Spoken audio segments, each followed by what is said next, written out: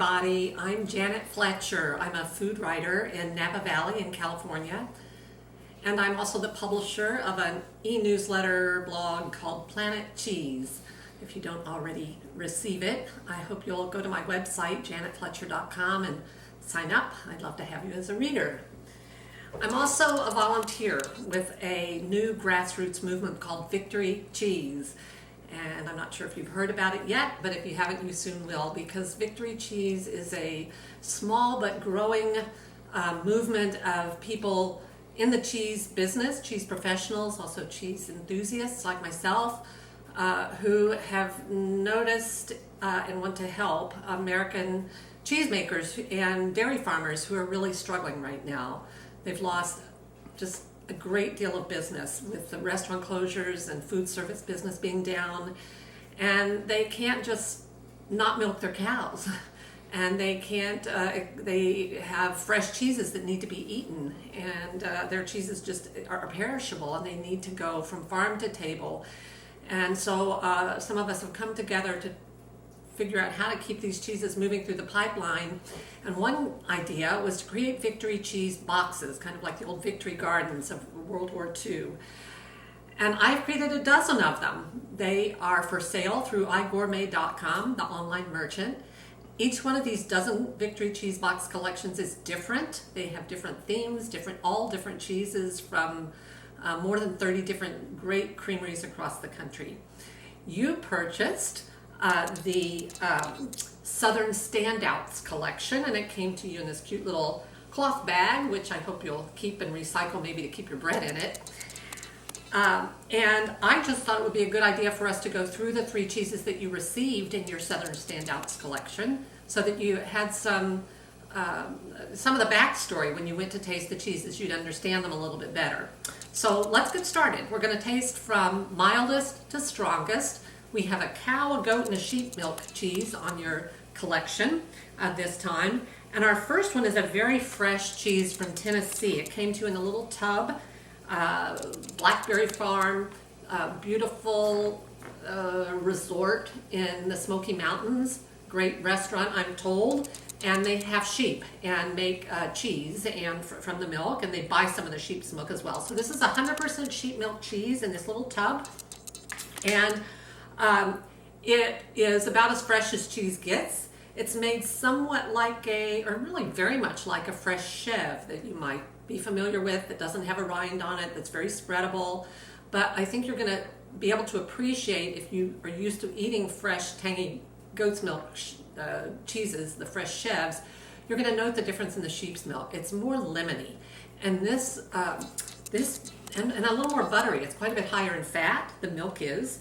And you get these kind of buttery, lemony notes. And this cheese is just, I love it because it's so light on the tongue. It's not dense and sticky like some goat cheeses tend to be. Beautiful cheese to put on your breakfast toast or for brunch with some smoked salmon, to have with summer vegetables as a first course, maybe with some roasted peppers or some sliced tomatoes in place of mozzarella. And I'll tell you something else that I like to do with it. I like to put it in a little ramekin like this, or several individual ramekins or a bigger one. Put some olive oil on it. I put some fresh thyme on the top of this. I'm going to stick it in my oven, and we're going to wait just a few minutes and then take it out. And you're going to see what happens to this cheese when you warm it up a bit. So don't go away. I'll be right back.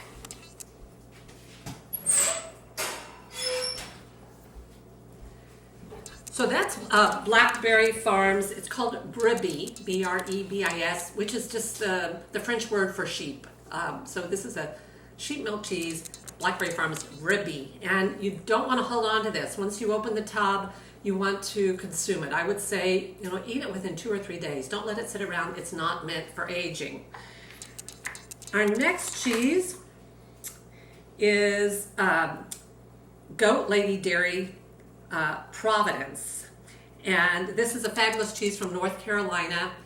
We have so few aged goat cheeses, aged like this, big format, aged like about 4 to 6 months, and this is, I believe this is Farmstead, that they have their own goats. I'm not 100% sure of that.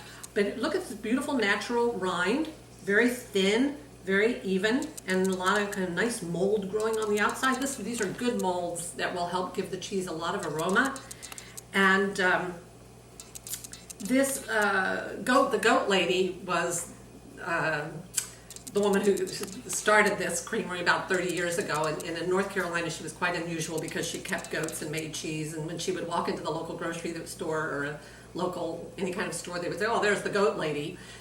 She and her brother-in-law, her brother ran the business, and they fairly recently sold it to employees. So it continues, same recipes. I love this Providence. It's going to smell, let's cut a fresh piece. When I just smelled it like that, I got a lot of cave smell. But if we cut a fresh piece, we're going to get more of the nutty kind of caramel smell that you get out from aged goat cheeses. So this is a pretty firm piece of cheese. It's not something you can spread. It's pretty brittle or friable, and it's going to have a nice caramel note, almost like a cajeta or dulce de leche that you get from cooking down goat's milk. A little bit crumbly, a little bit kind of dryish, but very creamy on your tongue. So that's Goat Lady Dairy Providence from North Carolina. And our last cheese is a new cheese. It's only been made for a couple of years. It's called Griffin, and it's from Sweetgrass Dairy in Georgia. And this is a farmstead cheese. It's cow's milk, and they have their own cows, so that's why we call it farmstead. And another gorgeous natural rind, very handmade. And this is from cows that were on pasture. I love the story of this cheese. This same couple, Jessica and Jeremy Little, who have Sweetgrass Dairy, they have their most famous cheese is one called Thomasville Tome, T-O-M-M-E, which is quite delicious. An old college buddy of Jeremy's was getting married, and Jeremy wanted to make a special cheese for him. So he took that Thomasville Tome recipe and he started playing around with it, and he thought it would be fun to wash the outside of it with beer because his friend was a great beer lover. And just as a joke, he used a beer from California called Arrogant Bastard, which I think was from Stone Brewing, just kind of a way to rib his friend. And his friend loved the cheese, and Jessica and Jeremy sold the cheese for a little bit in their retail store, and then they kind of let it fall by the wayside. Well, people kept coming in and asking for it, and so Jeremy went back to work, and he decided he really wanted to use a beer that would give more flavor, not just to the outside, but to the inside. So he chose a local porter, and he now washes the curds, or soaks the curds in some of that porter. So if you can imagine a big vat of cheese curds, you drain off the whey, and then he put in, he covered those curds with a local porter, soaks them for 30 minutes, and then drains that off and continues to make the cheese. And that's an effort to get more of that kind of malty flavor inside the cheese. So that's what I hope you'll look for when you taste the cheese. Are you picking up any of that kind of sweet, grainy, malty aroma that comes from the porter? And of course, a porter would be a great beer to have with it. It's they are aiming. Jeremy was aiming for a more crumbly style than his Tome, not quite as buttery as the Tome, a little more tart and tangy and crumbly. And it's got I'm getting some cave smell. It has an almost cheddar-like tang. Really unusual piece of cheese from Sweetgrass Dairy. So let's get our the cheese that we put in the oven and see what happened. Be right back. Ooh, so it's just been in the oven for about 5 minutes just to warm it up. This is the Brebis from Blackberry Farms, and you can see how soft and spreadable and creamy it's gotten. So I love to serve it this way with some toast, some crostini or bruschetta, maybe put a roasted tomato or some cherry tomatoes on top. It just makes this cheese very soft and luscious. So that's another idea for your Brebis. And I hope you've gotten now some background on these three cheeses in your Southern Standouts collection, and that you will go on the iGourmet site and look at the 11 other Victory cheese boxes that I created for them. For every order that you place, iGourmet will donate $10 to World Central Kitchen.